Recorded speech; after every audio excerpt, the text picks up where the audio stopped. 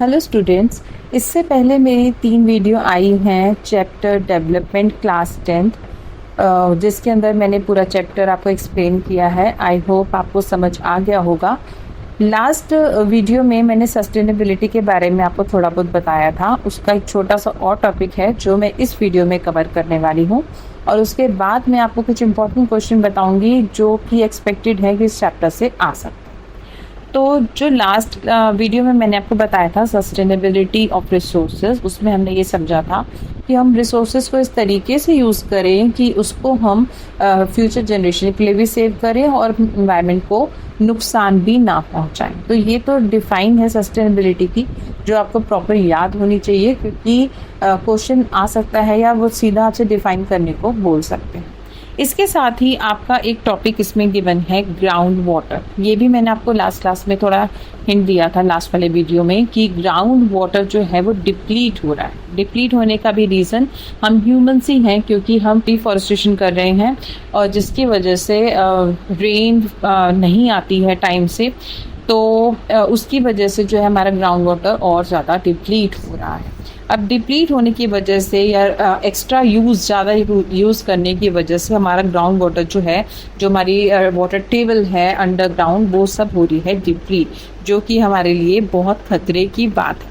तो हमें करना क्या चाहिए? हमें पॉल्यूशन से एनवायरनमेंट को सेव करना चाहिए।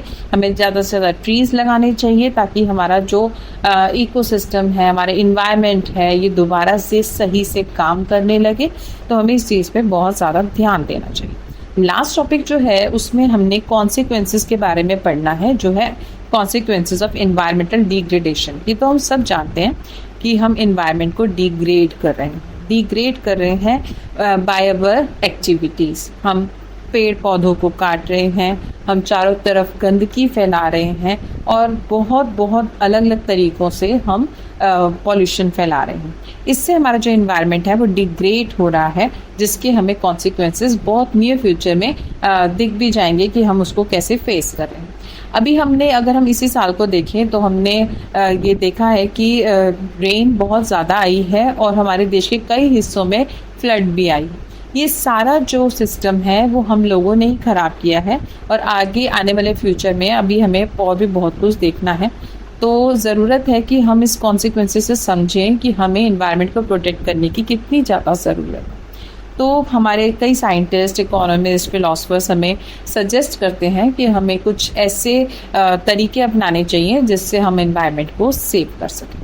तो क्वेश्चन आ सकता है about define sustainability of resources, और उसके साथ ही आपसे पूछा जा सकता है कि कॉन्सिक्वेंसेस भी बताएं। तो मेरे हिसाब से कोई ज़रूरत नहीं है आपको कि आप रटाया कुछ भी लिख आए वहाँ पर। आपके जो माइंड में क्वेश्चंस आते हैं उसके आंसर्स भी आपके पास खुद ही होते हैं। कोई ज़रूरत नहीं होती। 10th में सिलेबस इतना ज़्यादा होता है कि आप लर्न ही नहीं कर सकते। तो ज़रूरी है कि आप कॉन्सेप्ट को समझें और खुद ही से आंसर भी उसको लिख दें।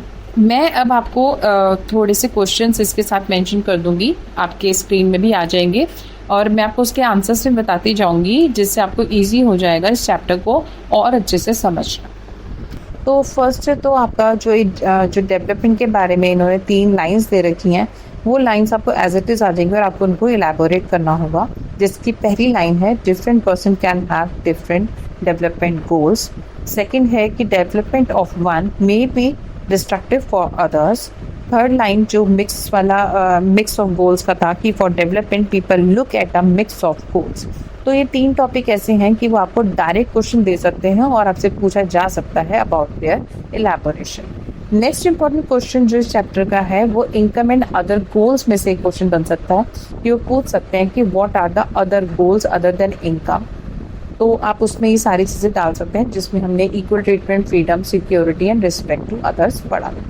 उसके बाद आपका जो इम्पोर्टेंट क्वेश्चन है वो पर कैपिटा इनकम के ऊपर बनेगा, जो आपसे डिफाइन पूछी जा सकती है अबाउट एवरेज इनकम या पर कैपिटा इनकम।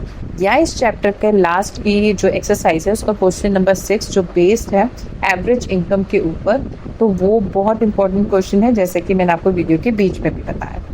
इसके बाद एक क्वेश्चन और बहुत इंपॉर्टेंट है, जहाँ पर हम ये देख रहे हैं कि डेवलपमेंट जो है वो समटाइम कन्फ्लिक्टिंग कैसे हो जाती है। तो इस लाइन को भी हो सकता है वो थोड़े से अलग वर्ड्स में, बट जहाँ आपको कन्फ्लिक्टिंग दिख जाता है तो आप समझ जाना कि डेवलपमेंट कन्फ्लिक्टिंग क्यों है। इसको भी मैंने बहुत अच्छे से आपको वीडियो में एक्सप्लेन किया है। अगर आपको वो चीज़ फिर से समझनी है तो आप मेरी थर्ड वीडियो को दोबारा से देखेंगे तो आपको कन्फ्लिक्टिंग कैसी है आपको अच्छे से समझ आ जाए। उसके बाद जो आपका नेक्स्ट टॉपिक है वो है कंपेयर करने का, जिसमें हमने वर्ल्ड बैंक एंड यूएनडीपी दोनों में क्या डिफरेंस है कंपैरिजन में, हमने वो देखा था। उसके बाद जो नेक्स्ट क्वेश्चन है आपका आ जाएगा वो आ जाएगा सस्टेनेबिलिटी ऑफ रिसोर्सेज, जिसके अंदर हमने देखा कि हम कैसे रिसोर्सेज को अच्छी तरीके से यूज़ कर सकते हैं, जैसे हम एनवायरनमेंट को भी नुकसान ना पहुंचाएं और फ्यूचर जनरेशन के लिए सेफ भी करें। इसके बाद हमने ग्राउंड वाटर के बारे में पढ़ा और कॉन्सिक्वेंसेस ऑफ एनवायरमेंटल डिग्रेडेशन के बारे में भी हमने पढ़ा।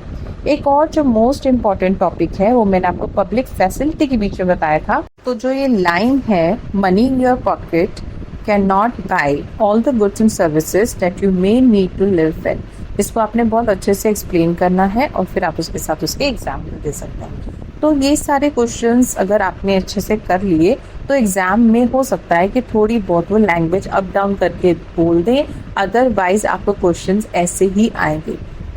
1 मार्क क्वेश्चंस बहुत सारे इस चैप्टर से बन सकते हैं, जिसमें आपको ईयर्स याद करने होते हैं, किसी की फुल फॉर्म याद करनी हो सकती है। मे बी वो क्वेश्चन हो सकता है infant mortality rate, literacy rate या फिर ह्यूमन डेवलपमेंट रिपोर्ट। ये 1 मार्क क्वेश्चंस में सारे आ सकते हैं। तो अगर आपने मेरी पुरानी वीडियोस नहीं देखी हैं तो प्लीज़ आप उनको दोबारा से देखें ताकि आपको ये चैप्टर अच्छे से क्लियर हो जाए।